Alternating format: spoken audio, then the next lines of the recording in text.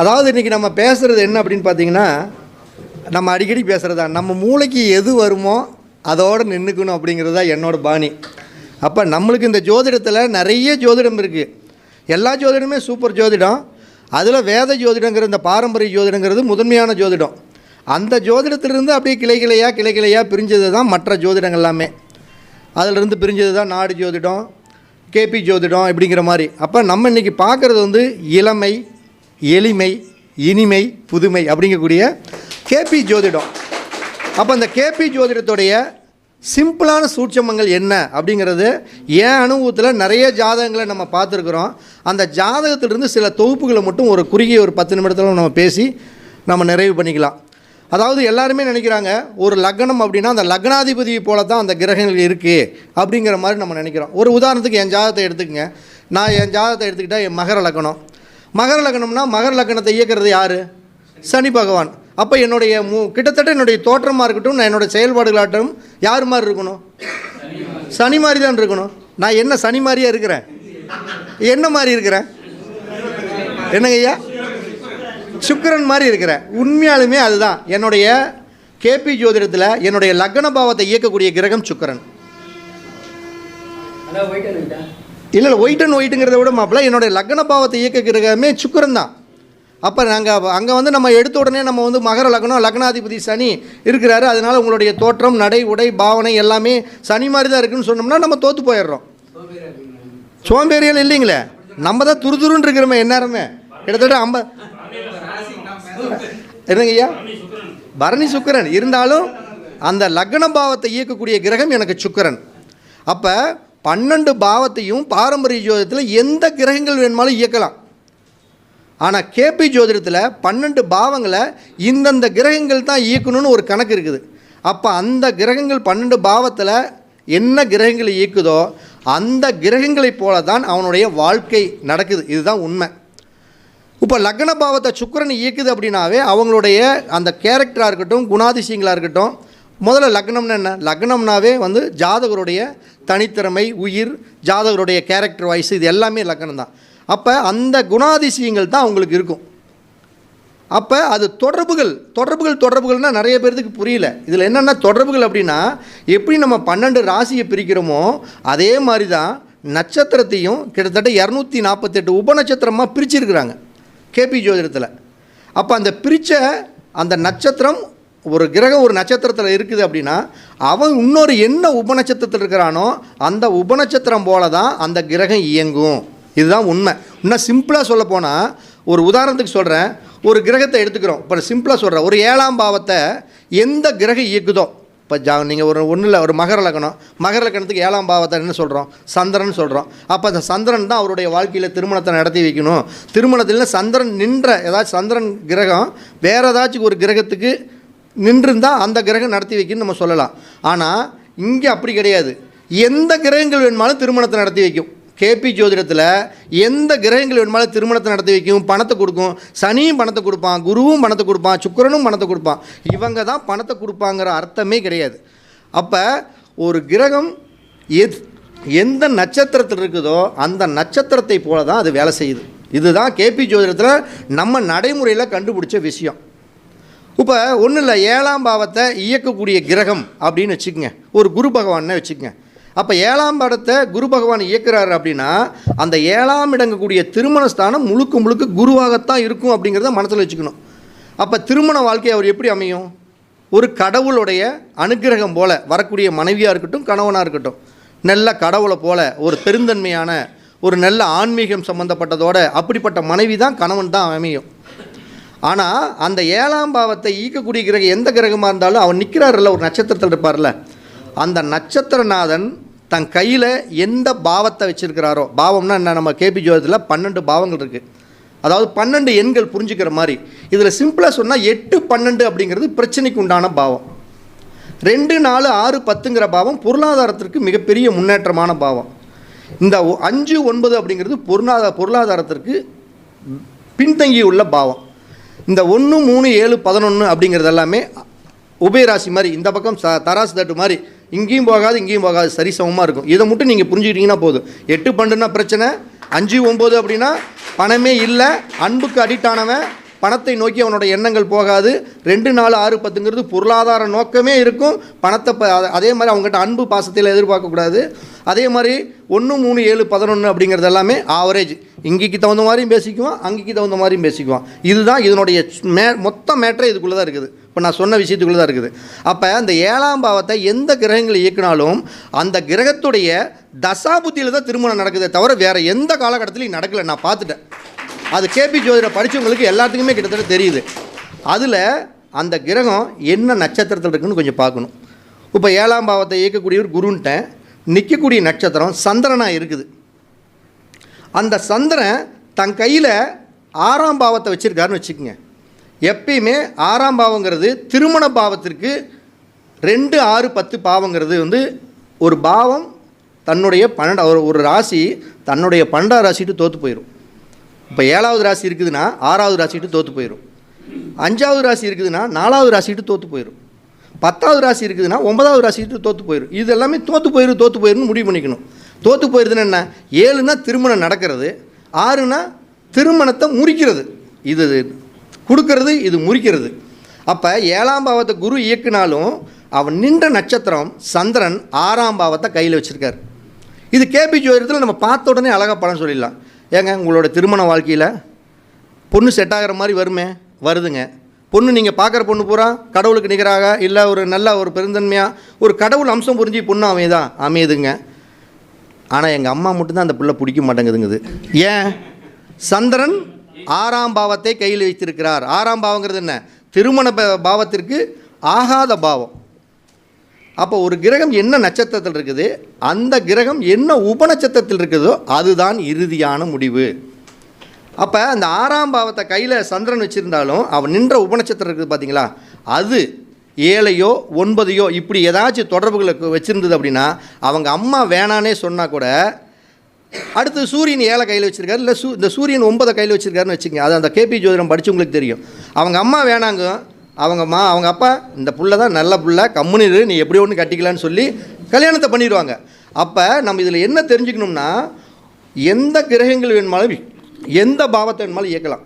ஆனால் தொடர்புகள் ரீதியாக அது நல்லா இருக்குதா கெட்டு போச்சா அப்படிங்கிறது தான் கொள்ளணும். கெட்டு போச்சுன்னு என்ன சொல்லியிருக்கிறேன்? 8 12. அப்போ 7வது ராசிங்கக்கூடிய ஒரு ராசி எந்த கிரகங்கள் இயக்கினாலும் தொடர்புகளில் நட்சத்திரம் உபநட்சத்திரம் வாயில தொடர்புகளில் 8 12வது ராசிகளில் தொடர்பு கொண்டுச்சுன்னா திருமணம் நடக்காதுன்னு இல்லை, திருமணம் நடக்கும். ஏன்னா அவன் பிரச்சனையும் வேதனையும் அசிங்கத்தையும் அடையணும்னு அவனோட தலையெழுத்து. அப்போ 7வது ராசி 8 12 தொடர்பு கொண்டா சம்சாரம் சுத்தமாக மதிக்காது, வீட்டுக்கு போனால் கெட்ட வார்த்தையில் திட்டுறது, கணவனை மாதிரியாக பேசுறது, முடிஞ்சால் தூக்கி போட்டு மிதிக்கிறது, இது எல்லாமே அந்த 8 12வது ராசி தான். 8 12னா அடிதடி வம்பு வழக்கு எல்லாமே முடிஞ்சாவே அவ்வளோதான் முடிஞ்சுது. இதே மாதிரி இந்த 7வது ராசி அந்த தொடர்புகளில் அண்ணன் சொன்னார் பாரு, 7 2 7 9 11 ராமஜெயம் என்ன சொல்லிட்டு இருந்தார். அதாவது 7வது ராசி திருமணத்துக்கு சாதகமானது அப்படின்னா ஒரு பாவத்தை ஒரு ராசி வளர்க்கும்னா அதனோட 3வது ராசி வளர்க்கும். ஒரு ராசியும் 3வது ராசி வளர்க்கும்.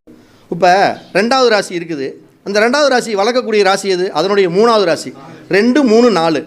அப்போ ஒருத்தனுக்கு பணம்னு வந்தால் தானே உடனே ஒருத்தன் நிலம் வாங்குறதுக்கு போகிறான், ஒரு வீடு கட்டுறதுக்கு போகிறான், ஒரு பணம்னு வந்தால் தானே ஒரு பைக் வாங்குறான், ஸ்கூட்டர் வாங்குறான். அப்போ என்னென்னா ஒரு பாவத்தை வளர்க்கக்கூடிய பாவம் அதனுடைய 3ஆம் பாவம். அப்போ இந்த 7ஆம் பாவத்தை வளர்க்கணும் அப்படின்னா அது 7 9 11 இது எல்லாமே வளர்த்துக்கிட்டு போகிறது.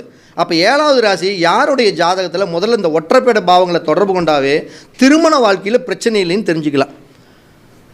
ஒற்றைப்படை பாவம் என்ன? 1 3 5 7 9 11 இந்த ராசிகளை தொடர்பு கொண்டுச்சாலுனாவே அவனுக்கு எப்படியா இருந்தாலும் திருமண வாழ்க்கையில் கஷ்டங்கள் இருக்காது, கணவன் மனைவிக்குள்ள உறவுகளில் நல்லா இருக்கும்னு மனசில் புரிஞ்சுக்கலாம். இதே 8 12வது ராசியை தொடர்பு கொண்டுச்சுனாவே பிரச்சனைன்னு தெரிஞ்சுக்கலாம். அதே மாதிரி 7வது ராசி தொடர்புகளில் 7வது ராசியை வளர்க்கக்கூடிய பாவம் 9ஆம் பாவம். அங்கே 9 11 நல்லா புரிஞ்சுக்கணும். 7வது ராசி 9 11 இப்படி 1 அடுத்தடுத்து பாவத்தை வளர்க்க மாதிரி போயிட்டே இருந்தால் அவன் திருமண வாழ்க்கை இல்லாமல் அடுத்தடுத்த ஒரு உறவுகளிலும் மனைவிக்கு நிகரான கணவனுக்கு நிகரான ஒரு உறவுகளில் அவங்களுடைய வாழ்க்கை பயணம் போயிட்டே இருக்கும். ஆனால் ஊருக்குள்ளே தெரியவே தெரியாது.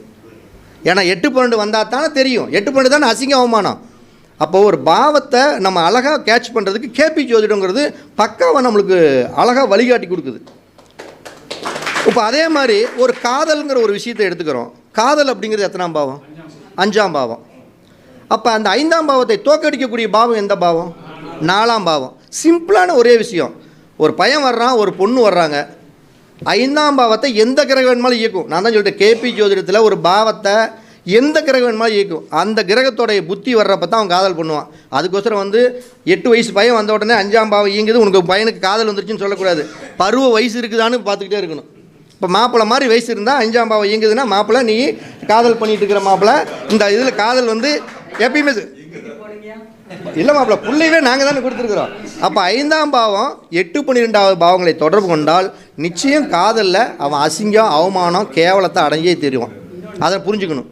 இதே 5ஆம் பாவம் அந்த பாவத்தை வளர்க்குறது. 5ஆம் பாவத்தை வளர்க்குற பாவம் இந்த பாவம் 7ஆம் பாவம், 9ஆம் பாவம், இதெல்லாம் வளர்ந்துட்டு போகக்கூடிய பாவம். அப்போ 5ஆம் பாவம் 5, 7, 9வது ராசி தொடர்பு கொண்டால் பார்க்காம நம்ம சொல்லிடலாம். நிச்சயம் இந்த புத்தியில் காதல் திருமணத்திற்கு அவர்களுக்கு வழிகாட்டி இருக்குது. பெற்றவங்க கிட்ட நம்ம சொல்லிடலாம், நீங்கள் முடிஞ்ச அளவுக்கு இப்படி எல்லாம் ஜாதக ரீதியாக அமைப்பு இருக்குது, அதுக்கோசரம் உங்கள் பொண்ணு இப்படி நடக்கும்னு சொல்லிடக்கூடாது. இந்த பாவங்கள் இதை சார்ந்து தொடர்பு கொள்ளுது, அடுத்த புத்தியிலெல்லாம் கொஞ்சம் கவனமாக எச்சரிக்கையாக நம்ம வச்சுக்கோங்க அப்படிங்கக்கூடிய ஒரு விஷயத்தை நம்ம அழகாக சொல்லிடலாம். இன்னும் ஒரே ஒரு பாவத்தை சொல்லி என்னுடைய சிற்றுரையை நான் முடித்துக்கொள்கிறேன். ஏன்னா எதுக்கு அப்படின்னா, ஓ அப்படியா, ஏன் அப்படின்னா அடுத்தது நம்மளுடைய கேபி சார ஜோதிடத்தோடைய துல்லிய பரிணாமத்தோடைய வகுப்புகள் நடக்குது. அதுக்கு நம்ம அதனுடைய கண்டென்ட்டை நம்ம கொடுத்தே ஆகணும். அப்போ அந்த கண்டென்ட்டுக்கு அந்த வீடியோ தேவைங்கிறனால அதையே என்னுடைய கருத்தரங்க ஸ்பீச்சாகவும் நம்ம இந்த இடத்த பேசுகிறோம். இப்போ ஒன்றும் இல்லை, இப்போ 5ஆம் பாவத்தை நம்ம எடுத்துக்கிட்டோம். 5ஆம் பாவம் ஒரு நட்சத்திரத்தில் நிற்குமில்ல, அந்த நட்சத்திர கிரகம் எப்பயுமே நாளையோ இல்லை அதனுடைய திரிகோண ராசி எது? 8, 12. இப்போ 1, 5, 9ங்கிறது ஒரு திரிகோணம், 2, 6, 10ங்கிறது ஒரு திரிகோணம், 4, 8, 12ங்கிறது ஒரு திரிகோணம், 3, 7, 11ங்கிறது ஒரு திரிகோணம். அப்போ ஒரு திரிகோணங்கிறது என்ன? ஒரு ரயில் மாதிரி. ஒரு பொட்டி போச்சுன்னா 5வது பொட்டி போகும், அடுத்தது 9வது பொட்டி போகும். இப்போ 2வது பொட்டி ஒரு இன்ஜின் கிளம்பிச்சுன்னா அடுத்தது 6ங்கிற ஒரு பொட்டி போகும், பின்னாடி ஒரு 10ங்கிறது போகும். இது மாதிரி இந்த 5வது ராசி நின்ற நட்சத்திரம் 4 வச்சுருந்தாலும் சரி, 8 வச்சுருந்தாலும் சரி, 12 வச்சுருந்தாலும் சொல்லி அடித்தே சொல்லிடலாம், அந்த காதல் பிரிஞ்சு போயிடும், நீங்கள் கவலைப்படாதீங்கன்னு பெற்றவங்களுக்கு சந்தோஷமாக சொல்லி அனுப்பிச்சிடலாம். என்னங்க ஐயா? 12. அப்போ என்னன்னா அந்த பாவத்துடைய நட்சத்திரம், அதைத்தான் நம்ம சொல்லிட்டு இருக்காங்க. சாரநாதனை பாருங்கள், சாரநாதனை பார்க்கலைன்னா சோர போயிடுவாங்க அப்படின்னு பழமொழியர்கள்ல. அப்போ ஒரு கிரகத்தை விட அந்த கிரகம் நின்ற நட்சத்திரத்திற்கு வலிமை ரொம்ப அதிகம். அதைத்தான் நம்ம உபநட்சத்திரம் அப்படிங்கிறோம். அப்போ இந்த உபநட்சத்திரத்துடைய பரிணாமம் என்ன அப்படின்னா, நம்ம பாரம்பரிய ஜோதிடத்தில் இப்போ ஐயா மாதிரி கிட்டத்தட்ட ஒரு 20, 30 வருஷத்துக்கு முன்னாடியே டீமில் களத்தில் இறங்கியிருந்தாங்கன்னா கிட்டத்தட்ட இன்றைக்கி அந்த பாரம்பரிய ஜோதிடத்தோட வேல்யூ ஃபுல்லாக இருக்கலாம். இன்றைக்கி இவர் இப்போ இறங்கியிருக்காரு அப்படிங்கிறப்ப கிட்டத்தட்ட நம்மளுக்கு 55 வயசு 60 வயசு ஆகி போச்சு. எல்லாத்துக்குமே மூளை கொஞ்சம் மழுங்கி போச்சு. கிட்டத்தட்ட இந்த மூளையில் இருக்கக்கூடிய கிராம் 100 கிராம் மூளை. எவ்வளோ மாப்பிள்ள? 300 கிராமா? 300 கிராம். 280 கிராமுக்கு கடன் இருக்குது. ஒரு 20 கிராமுக்கு பால் பிரச்சனை, போன பிரச்சனை, சம்சாரத்து பிரச்சனை இருக்குது. 10 கிராம் தான் மூளையில் வேக்கண்ட் இருக்குது. இதை தூக்கி எப்படி 10 கிராமில் சொருக முடியும்? அதை சொருகிறாரு. அதுலேயும் இதில் எல்லாம் சிக்காமல் இருக்கிறவங்களுக்கு சொருகி வச்சிடறாரு. இப்படி சிக்கி ஒன்றுமே பண்ண முடியாதவங்களுக்கு அந்த ஈஸியான ஜோதிடங்கிறது இந்த கேபி ஜோதிடம் தான். அப்போ நீ இந்த கேபி ஜோதிடத்தில் கேட்ட கேள்விக்கு எந்த கேள்வி வேணுமாலும் கேட்டாலும் சரி, நடக்கக்கூடிய தசாபுத்திகளுடைய தொடர்பு 8, 12 வந்தால் இந்த விஷயத்தை என்ன கேட்குறியோ இந்த கேட்ட கேள்விக்கு நீ போனீன்னா சிக்கிக்குவ, அசிங்கப்பட்டுருவ, அவமானப்பட்டுருவ. 5, 9ஆம் பாவங்கள் இயங்கிட்டு இருக்குது ஒரு புத்தி. அவங்ககிட்ட தெளிவாக சொல்லிடலாம், இந்த புத்தி முடிகிற வரைக்கும் நீ பொருளாதாரத்தில் பெரிய அளவுக்கு சேஞ்ச் பண்ண முடியாது. இருக்கிறபடி உள்ளபடி அப்படியே ஓட்டிக்க. ஆடு மாட்டை கட்டுறேன், நான் வாழை தோட்டத்தை பண்ணுறேன், மாட்டை பிடிக்கிறேன், ஆட்டை பிடிக்கிறேன், காட்டை பிடிக்கிறேன், வேலைக்கு போனேன்னா எல்லாத்தையும் இழந்துட்டு போயிடுன்னு அழகாக சொல்லிட்டு போயிடலாம். 2, 4, 6, 10 ஒருத்தருக்கு பாவம் இயங்கிட்டு இருக்குது. கண்ணை மூடிட்டு இந்த புத்தி முடிகிற வரைக்கும் உனக்கு பொருளாதாரத்தில் நல்லபடியாக நடக்கும். இதுலேயே அந்த 2, 4, 6 புத்தி நடக்கிறவன் தான் ஜாக்கிரதையாக நடக்கணும். அவன் தான் நான் தான் பெரிய ஆளுன்னு இப்படி காலர் தூக்கி வச்சுட்டு பண்ணுவான். அவன் ஒழுங்காக மட்டும் அதை பண்ணல அப்படின்னு அவனுக்கு ஒரு தெனாவெட்டு இருக்கும். இந்த 2, 4, 6, 10 இருக்கிறவங்க பணம் வர்றவங்ககிட்ட எப்பயுமே ஒரு தெனாவெட்டு இருக்கும். ஏன்னா பணம் எல்லாத்துக்கிட்டையுமே வந்துகிட்டு இருக்குது. ஆனால் சில பேர் அந்த தெனாவெட்டு இல்லாமல் இருக்கிறவங்க ஜெயிச்சிட்றாங்க. ஆனால் தெனாவெட்டோடு இருக்கிறவங்க தோற்று போயிடுறான். அப்போ 2, 4, 6, 10ஓட புத்தி நடக்கும் பொழுது எல்லாமே நம்மளை தேடி வரும். கொஞ்சம் அப்படியே கவனமாக இருக்கணும். அப்போ இந்த கேபி ஜோதிடத்தில் பாவங்களில் இயக்கக்கூடிய கிரகம் என்ன கிரகமோ அந்த கிரகத்துடைய தசா புத்திகளில் தான் வீடு கட்டலான்னு இருக்கிறோம். வீடு கட்டுறதுக்கு குரு திசை நடக்குது. எந்த திசை வேணுமாலும் நடந்தாலும் வீடு கட்டலாம். இந்த கிரகம் தான் வீடு கட்டணும்னு அவசியமே இல்லை. இப்போ ஒன்றும் இல்லை, வீடு கட்டுறதுக்கு சுக்கிரன் தான் காரணம். சனி கூட வீட்டை கட்டுவார். அந்த பாவத்தை 4ஆம் பாவத்தை இயக்கக்கூடிய சூரியனாக இருந்தால் அழகாக சொல்லலாம். நிச்சயமாக அவன் வீடு வந்து பார்த்திங்கன்னா அரசு சம்மந்தப்பட்ட துறை இருக்கக்கூடிய இடத்துக்கிட்டையோ இல்லை அரசு அதிகாரிகள் பக்கத்தில் இருக்கக்கூடிய இடத்துல தான் அவனுக்கு வீடு அமைச்சு அவன் ஃப்ளாட் வெயிட்டு வேலை செய்வான். இதே சந்திரனாக இருந்ததுன்னா பக்கத்தில் கண்டிப்பாக ஒரு வாய்க்காலோ இல்லை ஒரு அடி பைப்போ தண்ணி பைப்போ ஏதோ ஒன்று இருக்கும். பக்கத்தில் எல்லாம் ஹோட்டல் தொழில் வேலை செய்கிறவனாச்சும் பக்கத்தில் இருப்பான். அதே 4ஆம் பாவத்தை இயக்கக்கூடிய கிரகம் ஒரு செவ்வாயாக இருந்து அந்த கிரகத்தோடைய புத்தியில் ஒருத்தர் வீடு கட்டுறான் அப்படின்னா நிச்சயம் பக்கத்தில் ஒரு சண்டை போடுறவன், ஒரு அதிகாரம் பண்ணுறவன், ஒரு ஆளுமை பண்ணுறவன் பக்கத்தில் எவனோ ஒருத்தர் இருப்பான். புதன் வந்து 4ஆம் பாவத்தை இயக்குது அப்படின்னா வீடு நீட்டாக கட்டுவான். அதே மாதிரி பக்கத்தில் படித்தவங்களாம் நிறைய பேர் இருப்பாங்க. 4ஆம் பாவத்தை இயக்கக்கூடிய குருவாக இருக்கிறாரு. கண்டிப்பாக வீட்டில் நல்லா வசதி, பக்கத்தில் இருக்கும் போகிற நல்லா வசதி வாய்ப்பு சாய்ந்தவனும் இருப்பான். பக்கத்தில் கோயில் இருக்கும், வாத்தியார் இருப்பார், நல்ல ஃபைனான்ஸில் வேலை செய்கிறவன் இருப்பான். இல்லைன்னா வந்து ஒரு வக்கீல், இது மாதிரி அந்த சட்டம் சம்மந்தப்பட்டது, ஆன்மீகம் சம்மந்தப்பட்டது அத்தனை பேருமே இருப்பாங்க. இதே சுக்கிரன் இருக்குது, பக்கத்தில் நிறைய பொம்பளை இருப்பாங்க. பக்கத்தில் வந்து பார்த்தீங்கன்னா எல்லாம் கன்னி பெண்கள் நிறைந்த இடம். அந்த இடமே பார்த்தீங்கன்னா டாப் மோஸ்ட் ஃபிகர் ஏரியா அப்படிங்கிறாங்கல்ல, அது மாதிரி ஃபிகர் ஏரியாவும் இருக்கும் வீட்டை சுற்றியும். அந்த மாதிரி இதில் எல்லாம் தெரிஞ்சுக்குது என்னென்னா, எந்த பாவங்கள் எந்த பாவத்தை எந்த கிரகம் வேணுமாலும் இயக்கலாம். அவன் நின்ற நட்சத்திரம் உபநட்சத்திரம் என்ன சொல்லுதோ அதுதான் இறுதியான தீர்ப்பு. அதை வந்து இன்றைய காலகட்டத்தில் 1008 பிரச்சனைகள் இருக்கக்கூடிய சூழ்நிலைகளை நம்ம ஜோதிடத்தை, நிறைய ஜோதிடங்கள் எல்லாமே பாரம்பரியத்திலிருந்து வந்த ஜோதிடம் தான், அத்தனையும் நம்மளால் மூளையில் புகுத்த முடியாத ஒரு காரணத்தினால சிம்பிளாக கேபி ஜோதிடத்தில் இளமை, எளிமை, இனிமை, புதுமை அப்படிங்கக்கூடிய ஜோதிடம் கேபி ஜோதிடம் அப்படிங்கிற சொல்லி நம்ம மீண்டும் ஒரு அடுத்த தருணத்தில் பேசுவோம். இப்போ நீங்கள் ஆவலுடன் எதிர்பார்த்துருக்கக்கூடிய தங்கமான தங்கப்பாண்டியன் ஐயா அவர்கள். ஒரே ஒரு டவுட் மட்டும், அந்த 6ஆம் பாவத்தை கையில் வச்சுருந்தா சந்திரன் சொன்னீங்கல்ல, அது 6ஆம் பாவ அதிபதியாக இருக்கணுமா இல்லை 6ஆம் இடத்துல இருந்தாலே போதுமா? இல்லைங்க, இப்போ நான் சொல்கிறது இப்போ சந்திரன் எதுக்கு சொல்கிறீங்க? அந்த அதாவது இல்லை நான் சொல்கிறது இன்னொரு தடவை சொல்லுங்களேன். அதை சந்திரன் வந்து 6ஆம் இடத்துல இருந்தால் அந்த மனைவி வந்து அந்த தட்டிகளையும் அது 6ஆம் பாவ அதிபதியாக இருக்கணுமா? சந்திரன் 6ஆம் பாவத்தை இயக்கக்கூடியவன். இயக்கக்கூடியவன் எப்படி பாவாதிபதியாவா இல்லை நட்சத்திரம்? இல்லை இப்போ வந்து என்னென்னா, ஒரு கிரகம் அதாவது பாவத்தை இயக்கக்கூடியவங்கிறவன் வந்து ஃபுல்லாக அப்படி கிரகம் ஃபஸ்ட்டாக வர்றது. அந்த கிரகம் நின்ற நட்சத்திரம் அப்படிங்கிறது வந்து பார்த்தீங்கன்னா அந்த காரியத்தை ஒன்றும் இல்லை, சிம்பிளாக ஐஎஸ் கேட்டதுக்காக சொல்கிறேன். ஒன்றும் இல்லை, ஒரு 7ஆம் பாவத்தையே நம்ம வச்சு பேசலாங்க ஐயா. ஒரு விஷயம் 7ஆம் பாவத்தை பேசுவோம். 7ஆம் பாவத்தை இயக்கக்கூடியவர் யார் அப்படின்னா நம்ம ஸ்டாலின் முதலமைச்சர் மாதிரி. 7ஆம் பாவத்தை இயக்கக்கூடியவர் ஸ்டாலின் முதலமைச்சர். அப்போ முதலமைச்சர் என்ன சொல்கிறாரோ அதுதான் நாட்டில் நடக்க போகுது, அதில் மாற்றமே இல்லை. அவன் நின்ற நட்சத்திரம் இருக்குது பார்த்தீங்களா, அது எந்த கிரகமாக இருக்கட்டும், ஐயா சொன்ன மாதிரி சந்திரன் வச்சுக்கோங்க. அப்போ அந்த சந்திரன் அப்படிங்கிறவர் யார் அப்படின்னு பார்த்தோம்னா ஒரு மினிஸ்டர். இந்த காரியத்தை நீங்கள், இந்த வேலையை நீங்கள் இந்த 7ஆம் இடம்ங்கிற திருமணஸ்தானம், இந்த கல்யாண மண்டபங்களை நீங்கள் கட்டிடுங்க அப்படின்னு சொல்லி ஒரு மினிஸ்டர்கிட்ட சொல்கிறார். மினிஸ்டர் தான் அந்த 6ஆம் பாவத்தை இயக்கிறார். இவர் சொன்னதை அந்த நட்சத்திரம் உள்வாங்கிக்கணும். நீங்கள் சொன்னதை நான் ஏற்றுக்கிறேன். இப்போ நம்மளே நடைமுறை வாழ்க்கையில் அது ஜோதிடத்தை பற்றி பேசக்கூடாது. அது முதலமைச்சர் சொன்ன கருத்துக்களை நிறைய இடத்துல சில மினிஸ்டர் ஏற்றுக்கல, வேறு மாதிரி தப்பாக போச்சு. அப்போ அதுதான் அந்த 6ஆம் பாவங்கிறது. அப்போ அந்த மினிஸ்டர் என்ன பண்ணுவார் அப்படின்னா இன்னொருத்தர்கிட்ட வேலையை பகிர்ந்து கொடுப்பார். அதாவது நட்சத்திரம் உபநட்சத்திரத்தை பகிர்ந்து கொடுப்பார். அப்போ அவர் யாருன்னா அவர் வந்து அந்த வீட்டுடைய இந்த எஸ்பி, போலீஸ் இவங்க மாதிரி. அப்போ ஒரு கல்வி அதிகாரி மாதிரி. அப்போ முதலமைச்சருங்கிற அந்த திருமணத்தை வந்து நடத்தி வைக்கணும் அப்படின்னு அவர் சொல்லிடுறாரு. அவர் ஒரு நட்சத்திரத்தை ஒப்படைச்சிறாரு. அந்த கிரகம் 6ஆம் பாவத்தை கையில் வச்சுருக்குது. அப்போ இவர் முதலமைச்சர் சொல்லிட்டு நின்றுக்கிறாரு. நட்சத்திரம் வந்து இந்த பாவத்தை நீங்கள் செயல்படுத்தணும்னு முதலமைச்சர் சொல்லியிருக்கிறாரு அப்படின்னு தளபதிக்கிட்ட சொல்கிறாரு. இவர் சொன்ன கருத்து, முதலமைச்சர் சொன்ன கருத்தே வந்து நட்சத்திரமான அந்த மினிஸ்டருக்கு ஒத்து வரல. அங்கேயே ஒரு பிரேக் விழுந்துருச்சு. ஆனால் அவன் நின்ற நட்சத்திரம் இருக்கார் பார்த்தியா தளபதி, அவரும் இந்த ரெட்டப்பட பாவமான 2, 4, 6, 10 இப்படி வச்சுருந்தா கண்டிப்பாக இந்த திருமணம் அப்படிங்கக்கூடிய விஷயத்தில் தடையை கொடுத்துரும். ஆனால் இந்த ராஜா, இந்த முதலமைச்சர் சொன்ன விஷயத்துக்கு மினிஸ்டர் வச்சுருக்கிறது 6ன்னு சொல்லிட்டேன். ஆனால் அவர் ஒரு தளபதிக்கு சொல்கிறாருல்ல, நீ இந்த வேலையை போய் செஞ்சிருன்னு சொல்கிறப்ப இந்த திருமணத்துக்கு சாதகமான பாவம் எந்தெந்த பாவம்?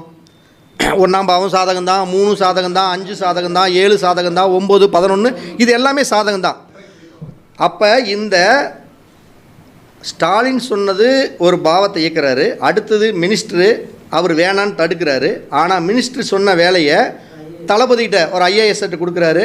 அவருக்கு இது கையில் இந்த 1ஐயோ 3ஐயோ 5ஐயோ 7ஐயோ 9ஐயோ 11ஐயோ வச்சுருந்தா நீ சொல்கிறதுக்கு நான் ஆப்போசிட்டாக தான் செய்வேன் அப்படின்னு சொல்லி செஞ்சிருவான். அப்போ என்ன நடக்கும்? திருமணத்தை நடத்தி வச்சிருவார். யார்? மினிஸ்டர் மூலமாக நடக்காது, அதிகாரி மூலமாக அந்த காரிய சம்பவம் நடந்துடும். அப்போ யாருக்கு பெனிஃபிட்டு? 7ஆம் பாவமான உபநட்சத்திராதிபதியாக ஸ்டாலினுக்கு வந்து அது ஒரு வெற்றியை கொடுத்துரும். இதுவே மினிஸ்டர் சொன்னதையே அவரும் கேட்குறாரு. ரெட்டப்படை வச்சுருக்காரு 6ங்கிறத, அவரும் 6 வச்சுருக்கிறாரு, இல்லை 2 வச்சுருக்காரு, இல்லை 10 வச்சுருக்காரு. அப்போ இவர் சொல்கிறதுக்கு தகுந்த மாதிரியே அந்த ஆளும் வந்துடுவாப்புல. அப்போ முதலமைச்சர் சொன்னது நடக்காது. அப்போ நட்சத்திரத்திற்கும் உபநட்சத்திரத்திற்கும் தான் போட்டி. அப்போ ஒரு பாவங்களை இயக்கக்கூடியவர் அது ஸ்டெப் எடுத்தாலும் அவன் நின்ற நட்சத்திரமும் உபநட்சத்திரமும் அதுக்கு சாதகமாக இருந்தால் அந்த காரியங்கள் நடக்கும், இல்லைன்னா நடக்கவே நடக்காது. இப்போ நான் என்னுடைய ஜாதகத்திலே ஒரு தடத்தில் நல்லா பார்க்குறப்ப எல்லாத்துக்குமே ராகு திசையில் வீடு கட்ட முடியாது அப்படி இப்படி நிறைய பேர் சொன்னாங்க. நான் நிறைய ஜோசியரை பார்த்தேன். எனக்கு 4ஆம் பாவத்தை இயக்கக்கூடியவன் கிரகம் ராகு தான். ராகோட திசையில் தான் வீட்டை கட்டுனேன். அது அடுத்தது வந்து எந்த புத்தியில் கட்டுனேன் அப்படின்னா குரு புத்தியில் தான் கட்டுனேன். குரு நட்சத்திரம் உபநட்சத்திர வாயிலாக 4ஆம் பாவத்தை கையில் வச்சுருக்கிறார், தொடர்புகளில். அப்போ ராகு திசையில் குரு புத்தியில் தான் கரெக்டாக வீடு அமைச்சிது. இது மாதிரி நான் வீட்டுக்கு பார்க்கல, திருமண காலத்தையும் அப்படியே முன்னாடி போய் பார்த்தேன். அதுவும் கரெக்டாக திருமண பாவத்தை இயக்கக்கூடிய கிரகம் என் ஜாதகத்தில் சந்திரன். சந்திர திசையில் தான் திருமணம் நடந்தது. அதே மாதிரி தொழிலில் வந்து ஒரு ஸ்டாண்ட் பண்ணுறதுக்கு பார்த்தேன். 10ஆம் பாவ உபநட்சத்திராதிபதி எந்த கிரகமோ அந்த கிரகத்தோட பகுதியில் தான் தொழிலில் செட் ஆச்சு. அதே மாதிரி 9ஆம் பாவம் என்னுடைய ஜாதகத்தில் இயக்கக்கூடிய கிரகம் சூரியன், தொடர்புகளில் 8, 12 கரெக்டாக சூரிய திசை அந்த ஒரு புத்தியில் தான் எங்கள் அப்பாவை இறக்குறாரு. இது மாதிரி நம்ம நிறைய ஆய்வுகள் பண்ணுறப்ப இந்த கேபி ஜோதிடத்தோட டெக்னிக்கை மட்டும் புரிஞ்சுக்கிட்டோம்னா அந்தந்த சம்பவங்கள் கரெக்டாக மேட்ச் ஆகுது. இதுதான் மேட்ரு. அப்போ இப்படிப்பட்ட ஜோதிடத்தை வந்து இந்த மூளைக்கு எனக்கெல்லாம் என் மூளையில் சேரல, எனக்கு இத்தனையோ ரொம்ப நாளாக நான் ஜோதிடம் படிச்சுக்கிட்டே இருக்கிறேன், இன்னும் எனக்கு பலன் சொல்ல முடியல அப்படிங்கிறவங்க இந்த ஜோதிடத்தை கண்டிப்பாக நிச்சயமாக ஃபாலோ பண்ணால் கேபி ஜோதிடத்தில் ஒரு இளமையும் ஒரு புதுமையும் ஒரு எளிமையும் உங்களால் உருவாக்க முடியும்னு சொல்லி நான் விடைபெறுகிறேன். அனைவருக்கும் வணக்கம், நன்றி, வாழ்த்துக்கள்.